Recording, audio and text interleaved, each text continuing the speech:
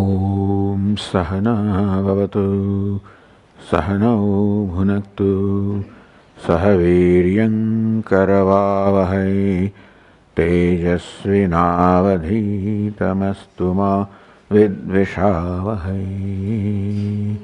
Om Shanti Shanti Shanti.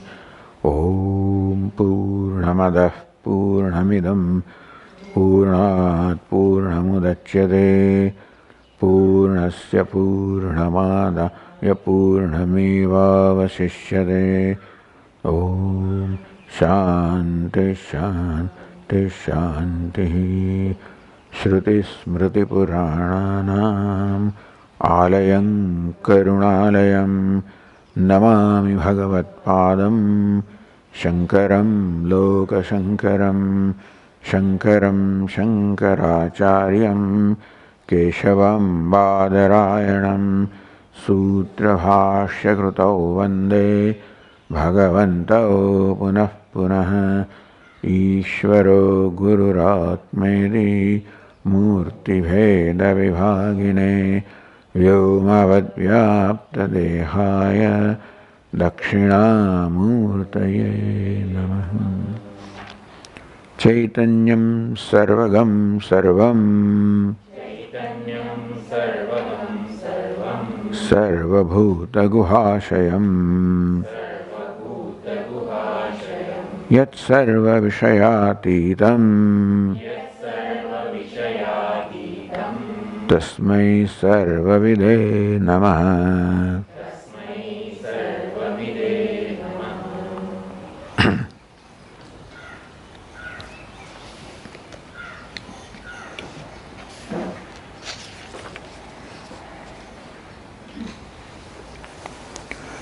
Gunanam samabhavasya Brahmsho nahyupapadyate Avidyadev prasuptatvad Nachanyo heturuchyate Itaretara hetutve Pravritti syat sadanava Niyamo na pravrittinam Guneshvatmani va bhaved Vishesho muktabadhanam Tadarthyena cha yujyate Artharthinostva sambandha Narthigno netaropiva.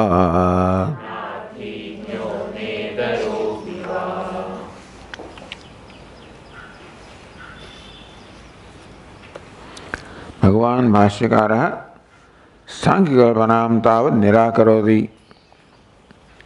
In the verses that we read, Bhagavan Shankaracharya Nirakaroti refutes Sankhyakalpanam, the kalpana that Sankhyas have about the origin of the universe, about the reality of the universe, etc.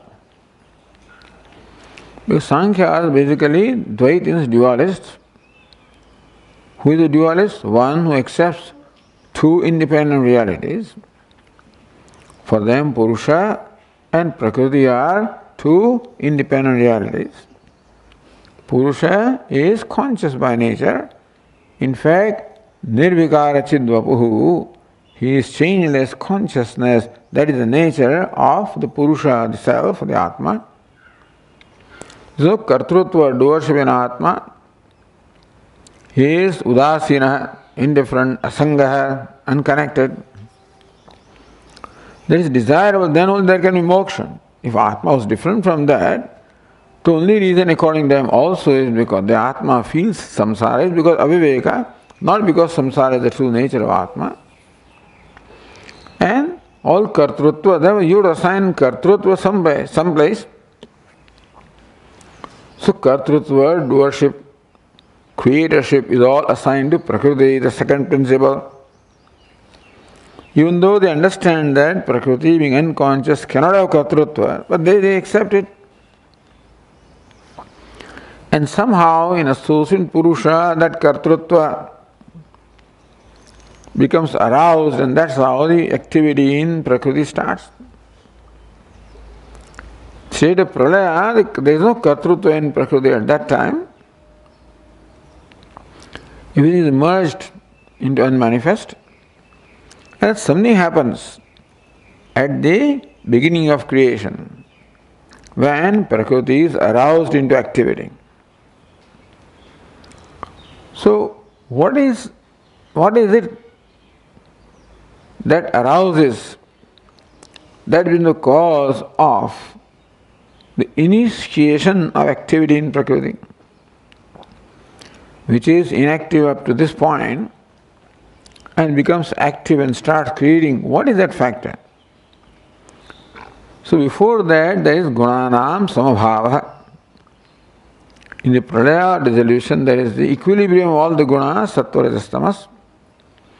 Bhramsha, at the time of creation, some bhramsha, an imbalance happens in these gunas. No, so what is the reason? What is the logical reason for you to say that this imbalance happens in the gunas for the activity or creation to start? No upapadyate. It's not tenable, not logical to say that imbalance happens in the gunas. So then Vedanta analyzes what can possibly bring about that imbalance. Avidya, karma or purusha. Karma, all the jivas, avidya and purusha. But avidya and karma, both of them are merged at the time of pralaya. So those which are merged are themselves not evident, they cannot become the cause of the pravritti of the prakriti. And purusha is accepted as indifferent. So purusha also cannot be the cause of prakriti. Alright, avidyade prasuptatvat. There can be yet another hetu. Other than avidya, karma and purusha, another hetu, another cause can also be imagined. Ishvara, Parameshvara.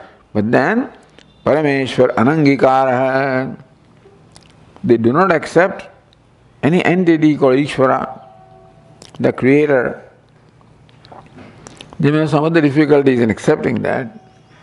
So Ishvara, whom the Vaisheshikas etc. say is what prompts the activity in the Anus or Paramanus. That Ishvara, the prompter, is not accepted. There is nobody to prompt the activity. Itara hetutve. One will say that each guna prompts the other two gunas into activity. That's how activity starts.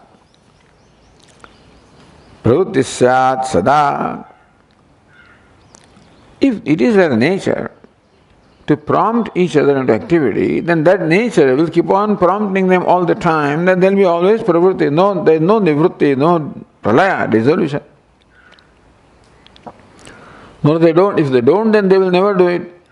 Either sada pravritti, sada nivritti. They can now pravritti, then nivritti. That cannot be explained. Why do you say niyamo na pravrittinam guneshu atmaniva bhavet? Because in the gunas also, there is no niyama. Here the niyama is explained niyamaka, hetu. We do not find any hetu or the cause in the gunas which can be said to be the certain reason for prompting activity in others. Nor do we find any such hetu in Atma. Guneshu Atmaniva. And therefore, we do not find any niyamaka.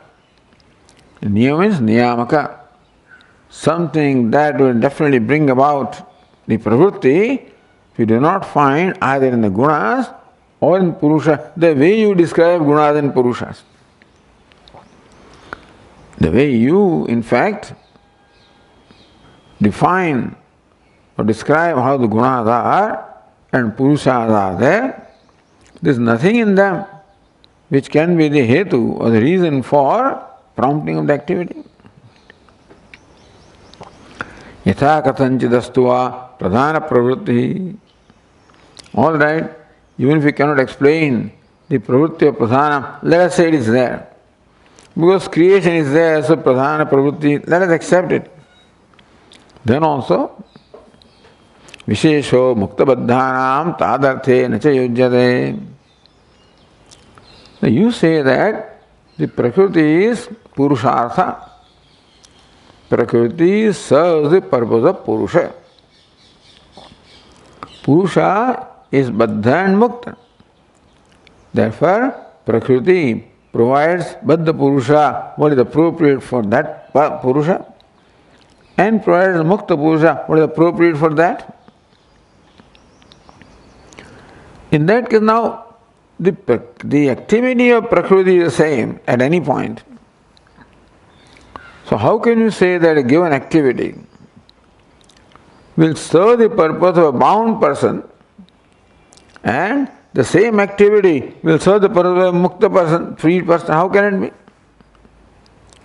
The needs of the one that is bound and one that is liberated, those needs are contrary to each other.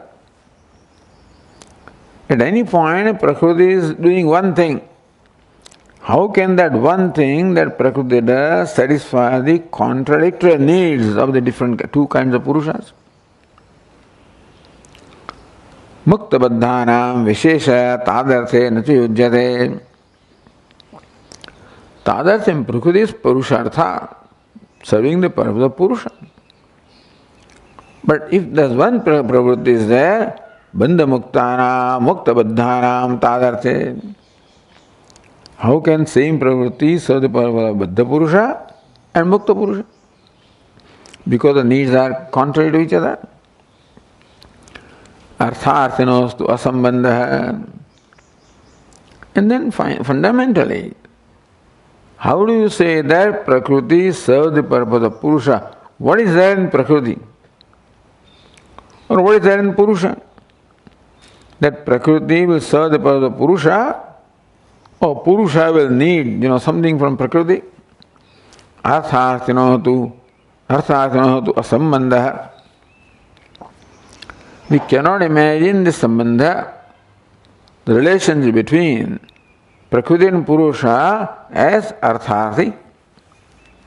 As one is artharthi who has a purpose to be served, other is artha who serves the purpose. According to this model, Prakriti is Purushartha.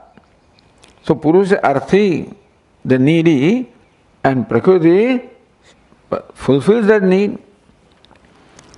We do not see how that sambandha of artha and arthi, the need and needy, how can it be established? What is there in Prakriti that it becomes the artha? What is there in Purusha that becomes artharthi?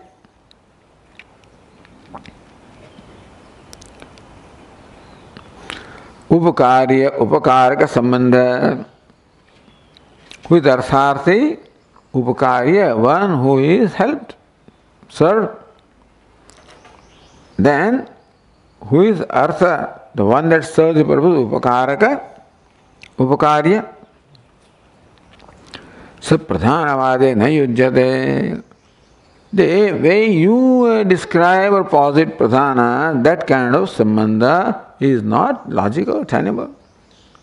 Why is it so? Because na arthignyah na itaro vivad. Look at the way you define Purusha. Purusha is jnana, jnana swarupa, of the nature of consciousness, changeless consciousness. That is how you describe the Purusha. Tasya asangatva nirvisheshatva abhyugamat.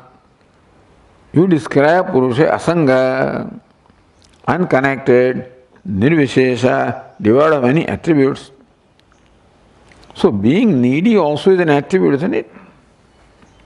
That brings about also a change, vikara. And consciousness, nirvikara, chidvapuhu, changeless consciousness, in Purusha there cannot be changed. For the Purusha to be earthy, itaropiva, neither can pradhana be artha. So the purpose, jadatvad. How can pradhana, that is unconscious, can sense what the Purusha needs? So pradhana being unconscious cannot be upakaraka, and Purusha being changeless cannot be upakarya. Therefore, upakaraka, upakarya sambandha also is not tenable. You say this thing, but how do you explain it? Then continuing, evam pradhanasya purushan prati pravrittim angikritya te avyavastha ukta. Thus accepting that the pradhana serves the purpose of Purusha, your model, accepting that model also, we pointed out how that model does not make sense. Accepting that model, we showed how that is not logical. Savidanam na ghatate. In fact, that model itself doesn't make sense. That pradhanam carries out activity for the sake of Purusha, that itself doesn't make sense. So, pradhanasya, the verse 48 says,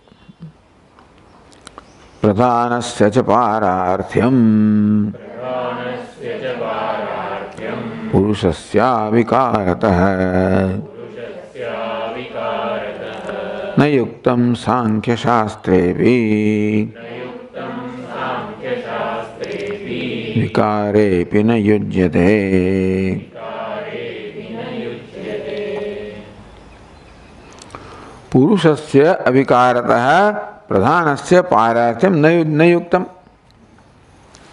Purushasya avikaratah, because you say that Purusha is nirvikaraha. Therefore, Purusha does not possess the kind of qualities required for being upakarya. Artharthi or Swami. Swamya and Swami. Swamya, that which is servant. Swami, the one who is servant. Swamya, being the state of servant. That servant-master relationship cannot exist, cannot be explained, I should say, between the Pradhana and Purusha. So says here, Purushasya avikaratah. Now see, it's very interesting. Purusha is avikari, is changeless, nirvikara. Pradhana krita atishaya yogitva lakshana vikara rahitatvat. See how a compound Sanskrit word samasa can describe an idea very accurately. Vikara rahitatvat. Purusha is vikara rahita, is devoid of vikara or change. That's what your principle is. Now what can bring about vikara? Pradhana can bring about vikara if Purusha has to be helped. If Pradhana helps and Purusha has to be helped, then I can be helped, let us say. Then you can bring about some change in me. I feel bad, you can make me feel good. I feel weak, you can make me feel strong. I feel bound, you can make me feel free. So therefore one who is helped, he should undergo a change, which is brought about because it is brought about by the other one who imparts something special to me. I don't have something now, I'm in need of money. You do something that imparts me a special thing called being moneyed. You you make me money or wealthy. From poor, you make me wealthy. So that Visheshatvam, that wealthiness is imparted by you, then only you can help me.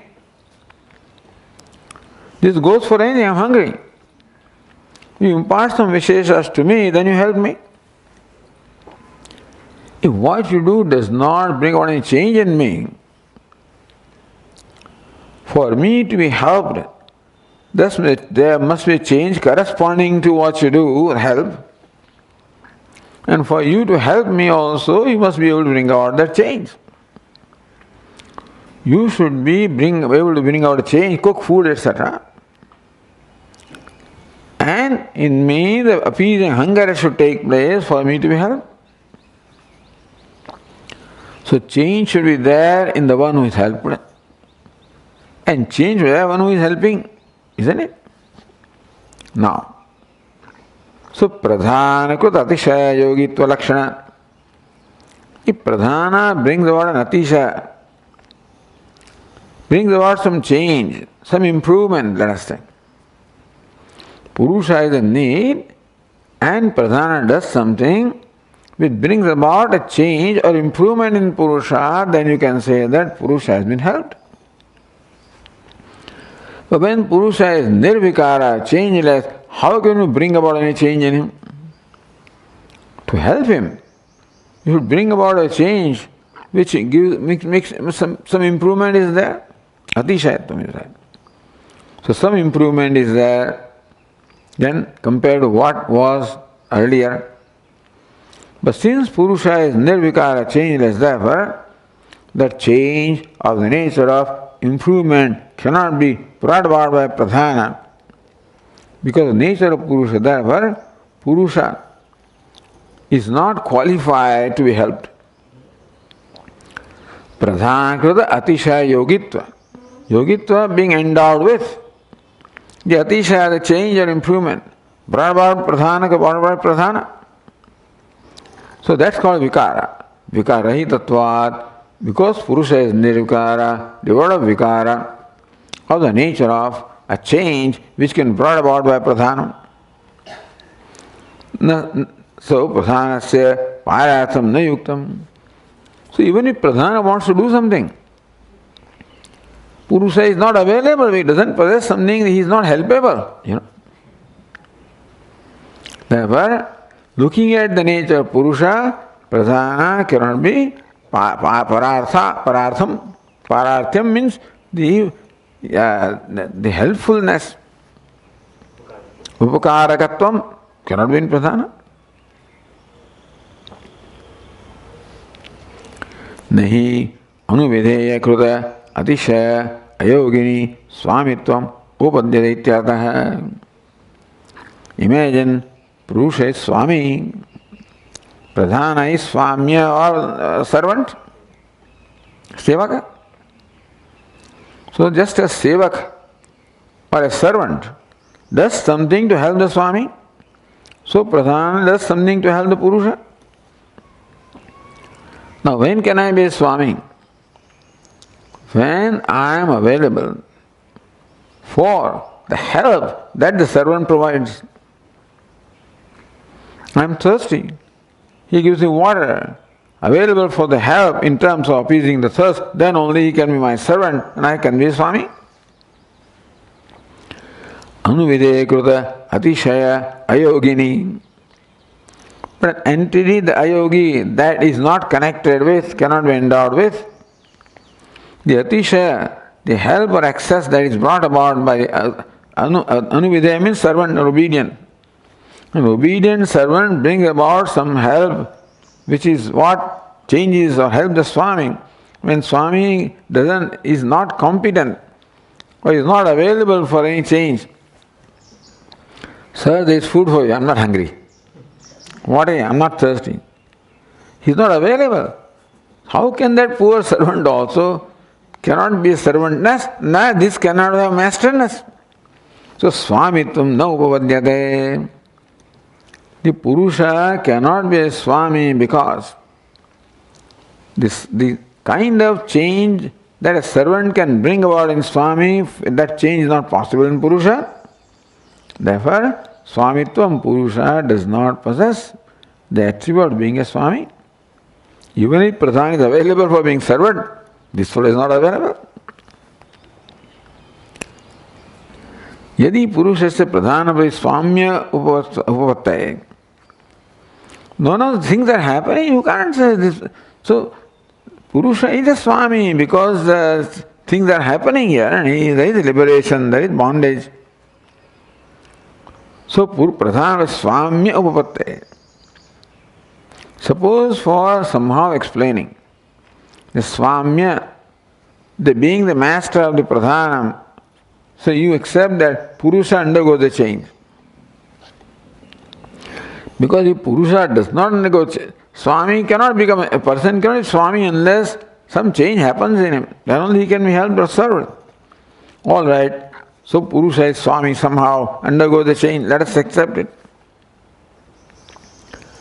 Tada angikrutebi vikare pradhanasya payasam nayujate angikrutebi vikare. Then for the sake of your theory that Purusha is helped, so we accept some vikara in Purusha, that it becomes a Swami, he is helped. Then also, Pradhanasya Parartham, but then Pradhana doesn't have what becomes to become a Sevak or Parartha. Purusha does not have that which takes him for it to be Swami. Pradhana does not have that which takes itself to become a Swamya or Sevak.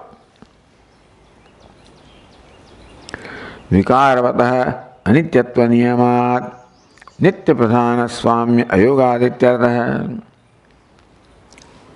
Now for them, Purusha and Pradhana both are nitya. Then this activity nitya can go on. But for the sake of Pradhana, serving the purpose of Purusha, you accept that Purusha as Vikari is available some change. Then also Pradhanam cannot be the Parartham, or serve the purpose, helpful. Why not? Because Vikara Anityatva Niyamat, once you accept Purusha as available to change, anything that changes is impermanent. So here is Pradhana which is Nitya and Purusha is Anitya. How can Anitya can become the master of a Nitya Pradhanam? Anitya cannot become the master because he is not there all the time. Pradhana is there all the time, Purusha is not. Therefore, Vikaravataha Anityatva Niyamat. If Purusha is accepted as changeful, then becomes Anitya or impermanent.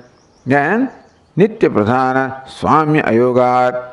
Then it cannot be Swami, cannot enjoy Swamyatvam or the master, the ownership of Pradhana which is Nitya. Anitya cannot be Swami of Nitya. Anitya comes and goes, Nitya is always there. And that is an inferior quality really, therefore cannot be a Swami. So na yuktam, second line, na yuktam Sankhya Shastrepi. There is an api there. Sankhya Shastrepi. Api Shabdat na Veda Vahyeshu Shastreshu eva vyavastha. So any Shastra other than Vedanta, Advaita Vedanta. Vedanta will say they are all Shastra Bahyas, even though they call themselves Vedikas, Naiyayikas, Vaisheshikas, this, but we don't call them because they don't accept Vedanta in totality. They take one part here, one part there, and that's how they claim to have their origin in Vedas. They don't take the entire Vedas. Only Vedanta does it. Mimamsaka also only take the Karma Kanda. Vedanta takes both Karma Kanda, Jnana Kanda, the entire Veda, and explains and sees the consistency throughout, or shows the consistency. So anybody else is, Veda Bahya Shastra. Other Shastra or Veda Bahya. So, but in this case, Veda Bahya means the Charvaka, then Bauddha, then Jaina, that's so Veda Bahya Shastreshu Avyavasa. Not avyavastha, lack of consistency exists in all the Shastras which are outside the pale of Vedas. Kintu Sankhya Shastra, but even in Sankhya Shastra, also, which claims to be Vaidika. In Sankhya Shastra also, avyavastha exists. There is no consistency in what you are promoting, what you are imagining or presenting. Tasyapi pumbuddhi mulatvam. Sankhya Shastra also is its mula in pumbuddhi, meaning it is the creation of a human being. In this case, Kapila. But that still, it is the creation of a great Rishi, doesn't matter. But still, it is the limitations of the human mind. Na samyak veda mulatvam, therefore, a proper mulatvam. Sankhya does not properly, totally belong to Veda because a lot of the portion is only imagined by a human being. This is a kalpana.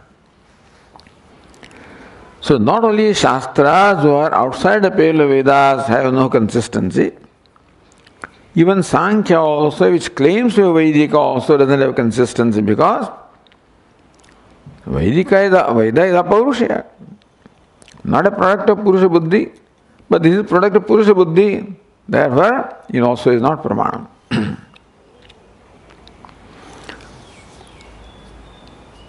Pradhana Purushayo Sambandha Bhavaktam Prapanchayati.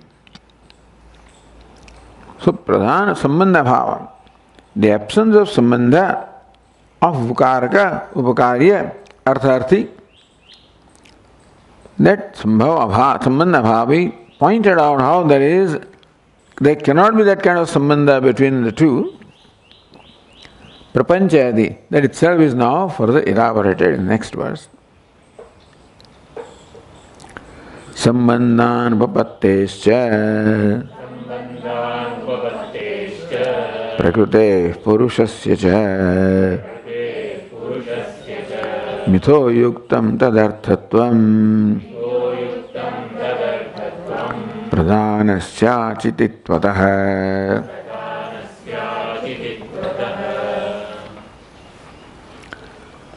Prakrute purushasya cha mitha sambandha anupatte. Mitha mutual. That the immutual relationship of the Purusha and Prakriti also is not tenable. Pradhanasya achititvatah tadarthatvam ayuktam. And Pradhana being unconscious also cannot be the arthatvam, cannot serve the Purusha. Cannot be Upakaraka of Purusha. Already stated, but then it's clarified further. This verse doesn't tell a new point, just clarifies what has already been stated. So Tika says, Pradhanasya asanga udasina svavatvat. Because Purushasya asanga udas, this since Purusha is asanga, udasina, asanga, unconnected, udasina, unaffected. Asanga, unconnected, udasina, unaffected, unconnected. Svabhavatva, that's a Svabha Purusha. So this is what is desirable for them. Ultimately Purusha should have this Svabhava, otherwise he cannot be liberated. If Sangha or being associated, connected with something is nature of Purusha, he will always be influenced by what it is connected with. If Purusha can be connected with Pradhanam or Prakriti, then Prakriti always influences Purusha, subject to being influenced. Sambandham is, when my son does something, I get affected, even if I don't do anything. That fellow goes someplace and does all kinds of stuff and I get affected anyway.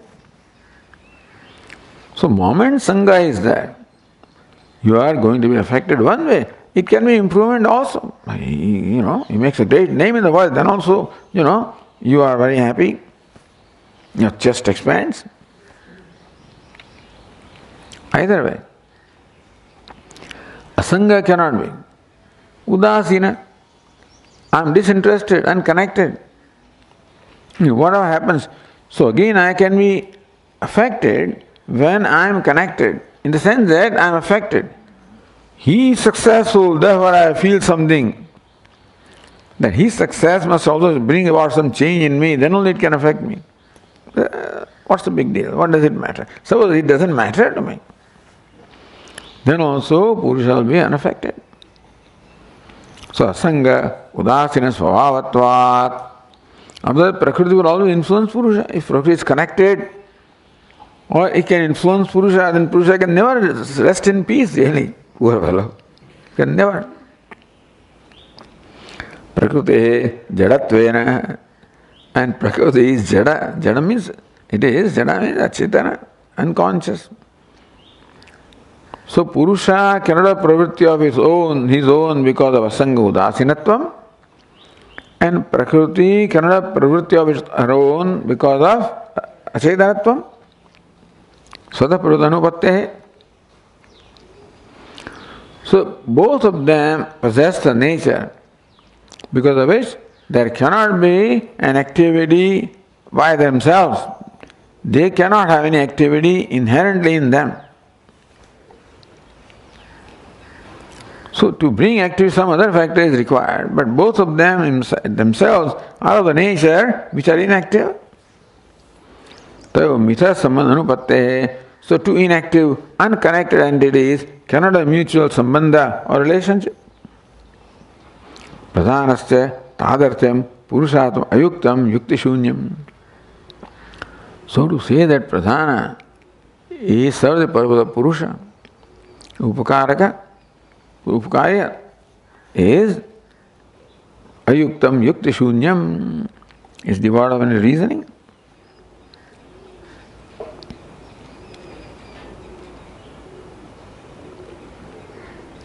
Achityutah jadatvat, because then pradhanasya achititvatah, because pradhanam is unconscious, therefore also pradhanasya bhrutyavat upakarakatva sambhavat. What is unconscious cannot serve as a servant. This table can't do that. Chair also cannot do. They can't serve as servants. They don't know what I want. I want this to be lower than what it is, higher than what it is. This book doesn't know what I want. Acetanam, unconscious thing, cannot act as a servant. So Pradhana being Acetanam cannot act as servant of the Purusha, and Purusha unaffected cannot be a Swami. So it was stated earlier, the reason is given here in this particular verse. Pradhanasya bhrutyavat upakarakatva sambhavat. Pradhana cannot upakaraka like a servant is to the master. Ataha pradhana purushayoho arthatita kalpana pradhana purushayoho arthatita kalpana na yuktimati. Therefore this kalpana, that pradhana and purusha, in spite of your describing what they are, pradhana is acetanam and purusha is nirvikara, asanga achetana nirvikara. With that kind of nature that you describe, the relationship is not possible, artha-arthitva is not possible, therefore creation is not possible, nothing is possible. You can't explain anything. Iti bhava. Again, purushasya avikaratah, that is verse 48. So, pradhanasya achititvatah. Pradhana being unconscious. Verse 48 said Purusha avikarta, Purusha is avikari. So, that is spashtayati, that is clarified in the next verse. Kriyotpattau vinashitvam jnanamatre cha purvavat nirnimitte tva nirmokshah pradhanasya prasajyate.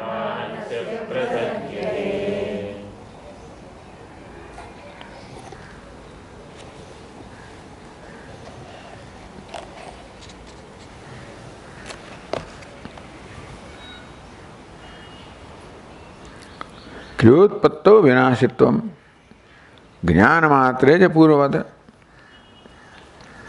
So kriyotpatto, meaning that if an action is admitted, kriya utpatti, if there is utpatti of the kriya, if any action is accepted in Purusha, then kriyotpatto vinashitvam, Purusha is vinashi because changing. Jnanamatra purvata, he says, no, Purusha is only jnaha, jnanamatra, meaning he is only consciousness. The same problem, that again there cannot be swamya swami bhava. So purvat. So here the Tika explains, Purushe yat kinchita kriyotpatto abhivagamyamanaya. If you accept yat kinchita, in some kind of a kriya is accepted in Purusha, suppose you accept it, then only Sankhya Siddhanta can work. Vinashitvam. Then, because there is kriya, it is already stated earlier. Because there is kriya or action in Purusha, where action is, there is change. Where there is change, there is vinasha. It is perishable. Tasya prasajjeta. So purushasya vinashitvam prasajjeta. Prasajjeta, the occasion of vinashitvam, the perishability in Purusha will be there, will happen if Purusha is accepted as vikarya or changing. Why? So now logic is from yat kriyavata tad anityam yatha ghataditi vyapti darshanat. Just as in ghata, if ghata was not there, what would Vedanta do? I don't know. But then ghata.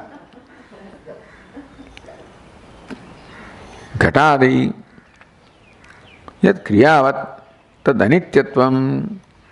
The ghata is the product of kriya, subject to kriya. It can perform kriya, like filling water, etc. So yat kriyavat, that which is possessed of kriya or activity, tad anityam, is impermanent. Yatha ghatadi, just as ghata, etc. In every object that is kriya is impermanent, is possessed of. So nama, rupa and kriya. Every entity is characterized by name, form and function. So because this contributes something in a scheme of things, performs a function, performs an action like filling water, etc., holding water, that is anityam, because it's created and therefore it will perish.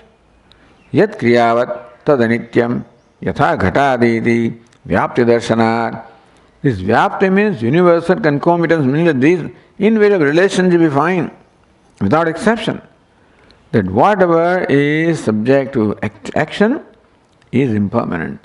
Like a part, this is what we find everywhere. Nityasya purusha abhigamyate sankhyahi, but sankhya's desire purusha to be nitya. Even though they accept Purusha as being influenced by Pradhanam, and still they want Purusha to be Nitya. Now that's an interesting thing. You want Purusha to be influenced by Pradhanam, to be helped by Pradhanam, to be served by Pradhanam, and still you want Purusha to be Nitya. How can it be? Because what is helped is Vikari, so it's perishable. Nityasya Purusha abhigamyate sankhyahi. On one hand, you want Purusha to be changeable so that he can be helped. Some atisha, some change can be brought about in Purusha by Pradhanam. And then you also want Purusha to be nitya or permanent. Now both are contradictory. Then he says, wait a minute. When we say vikara, it is not the vikara that you talk about. Nanu na parispandaha parinamava purushasya kriya abhivagamyate. Purusha kriya abhivagamyate yena anityatva prasangaha. Nanu? Then Sankhya says, wait a minute. You are imagining what Kriya is and imposing it upon us and then drawing all these conclusions. We don't mean that by Kriya. Nanu na parispandaha means vibration. Meaning Kriya in space. Parinamaha, transformation, Kriya in time. So parispanda, vibration is the Kriya that takes place in space, and transformation of milk into curd is a Kriya that takes place in time. We don't mean Kriya in Purusha in time and place. Alright. So Purushasya Kriya na abhivagamyate, anityatva, then anityata is alright.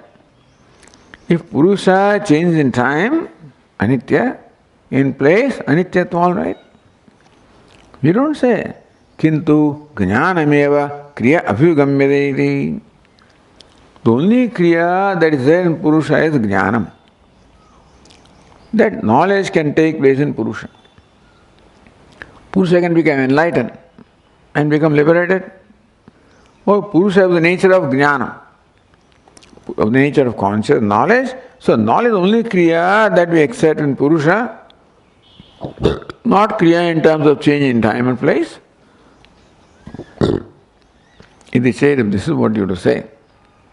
We are saying Purusha is the nature of knowledge. And so no change in knowledge in time and place. Only kriya is of the nature of knowledge. Alright.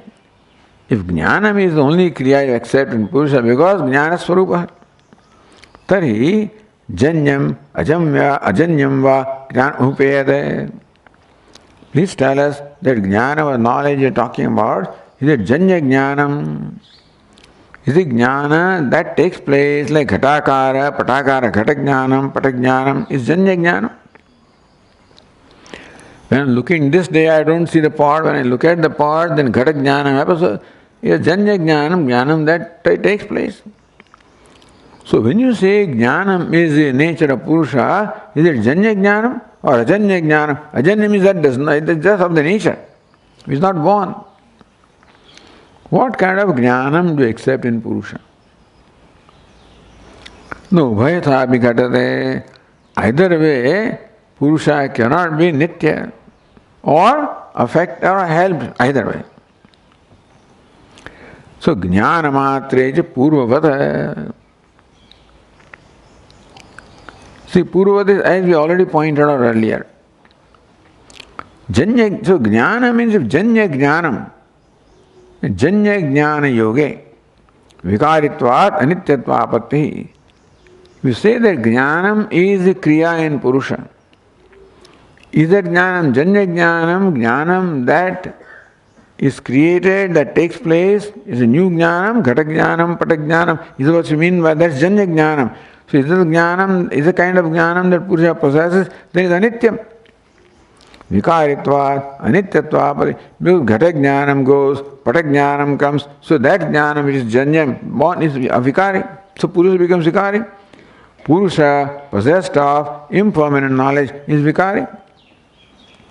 So anityatva, then Purusha will be anitya. Anitya cannot have moksha. Moksha is supposed to be nitya. Anitya entity cannot have nitya moksha. Ajanye, jnana yogitve, alright. No, we say jnanam is ajanyam, unborn, permanent. Then, we told you already, then there is no change in Purusha. Na pradhana prati Swami sambhavedi ukta doshapattehi. If pradhana cannot do any change in Purusha because it is changeless jnanam.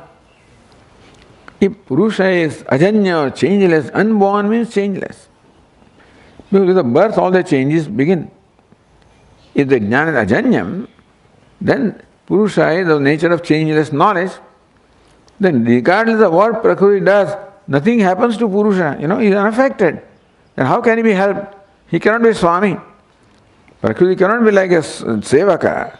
And this Swami, therefore, na pradhana swamya sambhava iti. Then pradhana, Purusha cannot be a Swami with reference to pradhana. In that case, then what happens?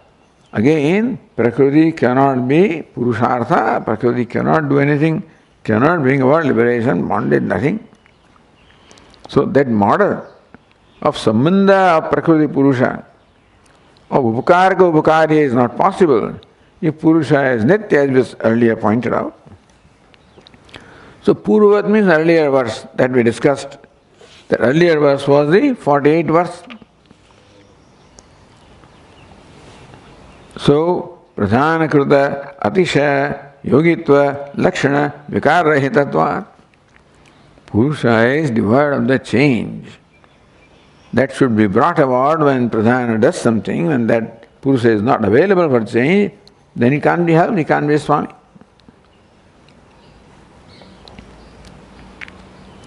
Tasmat Purushasya Asanga Udasinatvat Anadhe Atishayatvat Pravakatva Pravartakatva Anupattehe. So Purusha also cannot be Pravartaka. Pradhana or the Prakriti, matter, energy, being unconscious, requires a Pravartaka, something that prompts into activity. Unconscious entity needs something else to prompt it to activity. This Purusha is changeless, therefore it cannot prompt. The prompter also will undergo a change. Some sankalpa should happen in me, then I can prompt an activity, but Purusha is absolutely changeless, therefore Purushasya asanga udasinatvat. Neither he can be helped nor he can help, either way. So, anadheya atishayatvat, no atishayata, no improvement or change can take place, therefore Pravartakatva. So Purusha cannot be Pravartaka also, nor can be Pravritya. So Pravartaka and Pravritta, either way, or Pravartya rather. Pravartaka and Pravartya, either way is not possible. Anyasya hetvantarasya pradhana vikar atiriktasya anuvagamat. The only hetu that they present is Pradhana Vikara. That Pradhana undergoes Vikara to him Purusha, that's the only hetu that they have. But if Purusha is Nitya Jnanam, they are not available for that. Therefore, no, you don't have any hetu. You don't have any other explanation of how you help the Purusha. Asanga Udasena Purusha cannot be helped, and so Pradhana cannot do anything, and there is no other hetu or any other reason that you can advance. So, hetvantarasya pradhana vikara atiriktasya. Only hetu that is present is pradhana vikara. Changes in pradhana. Now, that's only, that change doesn't bring to Purusha, for it is not available. So now what else? What else do you have to explain the change in Purusha? That becomes bound or liberated, etc. What's helped?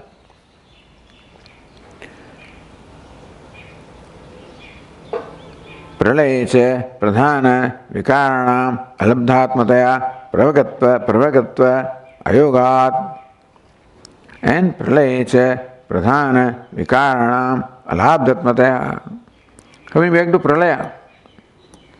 In pralaya there is balance of gunas. And when can creation take place? Initially when there is imbalance in the gunas. But Pradhana Vikarana Labdhatmataya, Purusha cannot prompt any activity because Purusha is changeless knowledge. So Purusha can be Pravartaka. What is there? There is nothing to actually, impel any activity in Pradhanam at the time of Pralaya. Purusha is there, but he can't do anything. Pradhana is inactive. So what will bring Pradhana into activity? There is no now cause available to us and reason available to us. Nirmittaya, that means that Nirmittaya Pradhana Pravritti, meaning that Pradhana comes into activity for no reason at all, because we can't find any reason. Purusha cannot be reason for Pradhana activity because Purusha is Nirvikara. Pradhana cannot be cause of activity, Pradhana is a Chetana. And other than that, you don't provide any reason because you don't accept a Parameshwara or any other prompter. Therefore, and still you accept pravritti in pradhanam is nirnimitta. That means that no nimitta or cause or hetu can be explained in pravritti of that creation in the pradhanam. Therefore, nirnimitta eva. It will be without. Then if it's nirnimitta, then always pravritti will be there. Why should it then become nivritta? If pravritti in pradhanam without a reason, then it will go on. Or it will never go on either way. That also we said.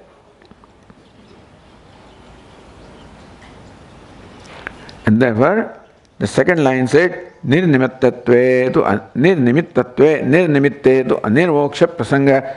So pradhanasya prasajyate. Pradhanasya nirnimitte. That's how it is. Anirmoksha prasanga prasajyate. Pradhanasya vyapara nirnimitte. If vyapara, activity of pradhana, is without nimitta, without any reason. Abhyupagamyamane, if that's what, see, he's back to the quarter. Whatever kind of reasons he presented, they don't make sense. So back to the quarter.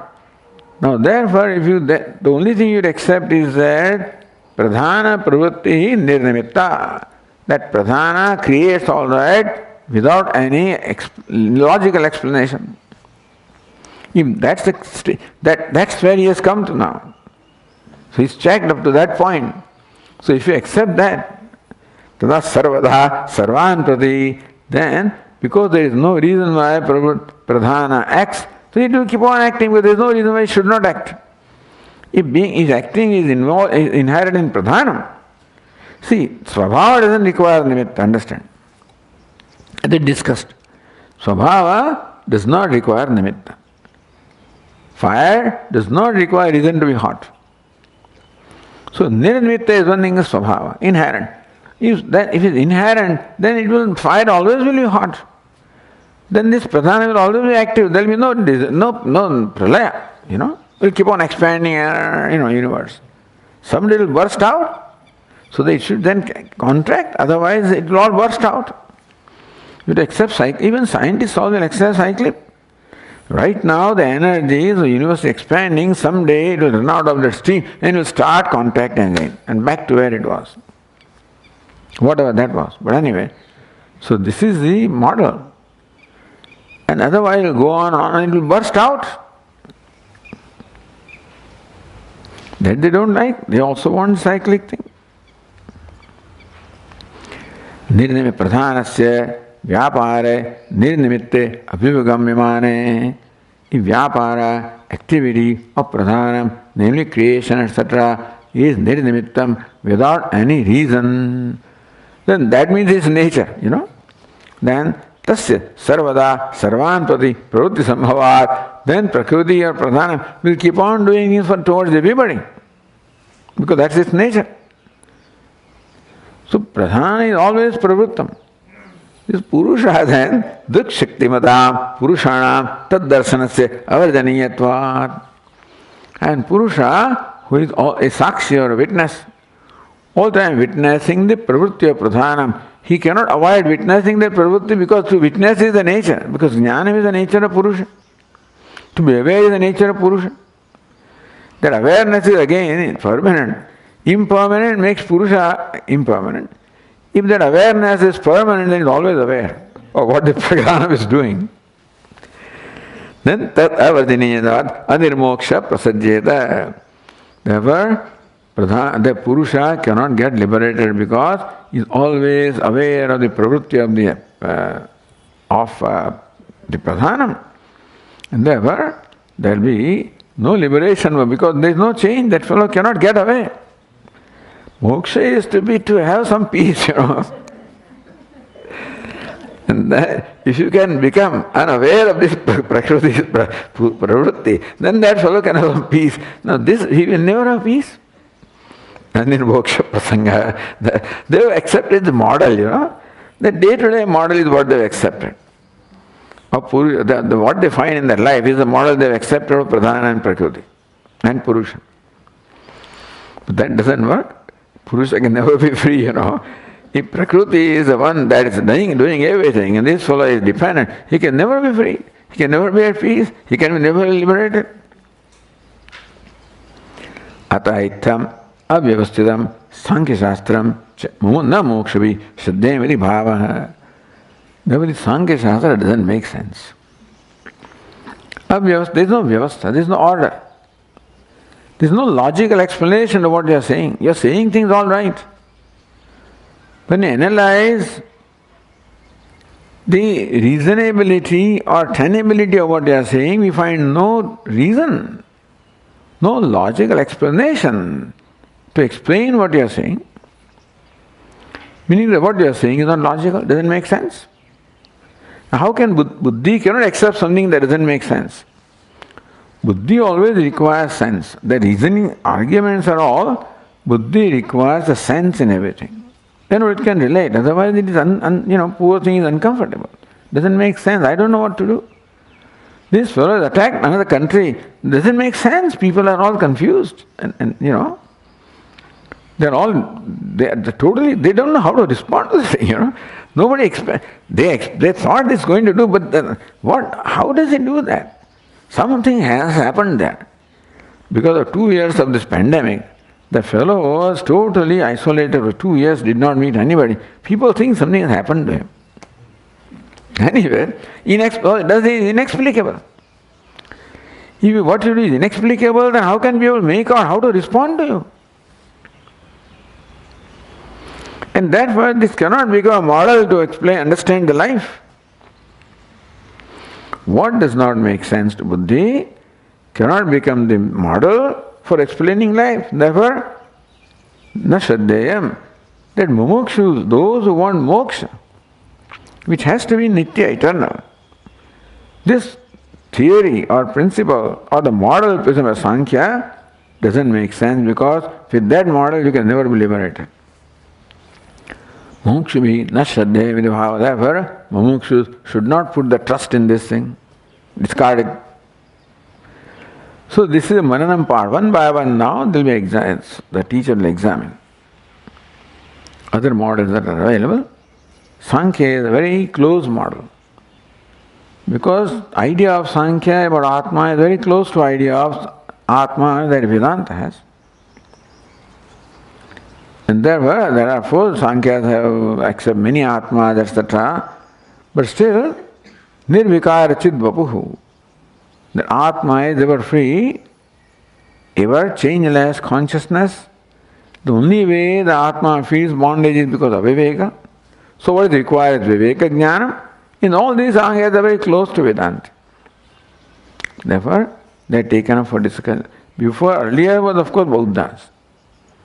The Kshanika Vijnanis, then Shunya Vijnanis. Now we come to the Vedikas. They were all Avedikas. And so they were addressed first. Now, and before that, of course, the Charvakas, Deha, Indriya, etc. were all dismissed as Atma. So Charvakas were taken care of earlier. All different variety. One who says Deha is Atma, Indriya is Atma, Mana is Atma, Buddhi is Atma, etc. Then Buddhi, when it came, then came the Kshanika Vijnana, because Kshanika Vijnana is called Buddhi as Atma. So that was taken up. When that was dismissed, then this fellow was left, Shunya. So that was taken care of. So, Jainism, that also. So Deha Parimana Atma. In between was taken up. Then Kshanika Vijnani, and then the Shunyavadi. So all the Avedikas were taken care of first. Now Vedikas, then Sankhya. Then they will examine now the Vaisheshika. Next one. Okay. Om Purnamadah Purnamidam Purnat Purnamudachyate Purnasya Purnamadaya Purnameva Vasishyate. Om Shanti Shankaram Shankaracharyam Keshavam Badarayanam Sutrabhashya Krutau Vande Bhagavantau Punah Punah Ishvaro Gururatmedi Murti Bheda Vibhagine Vyomavad Vyapta Dehaya Dakshinamurtaye Namaha. Om Shanti Shanti Shanti. Hari Om. Shri Gurubhyo Namaha. Hari Om.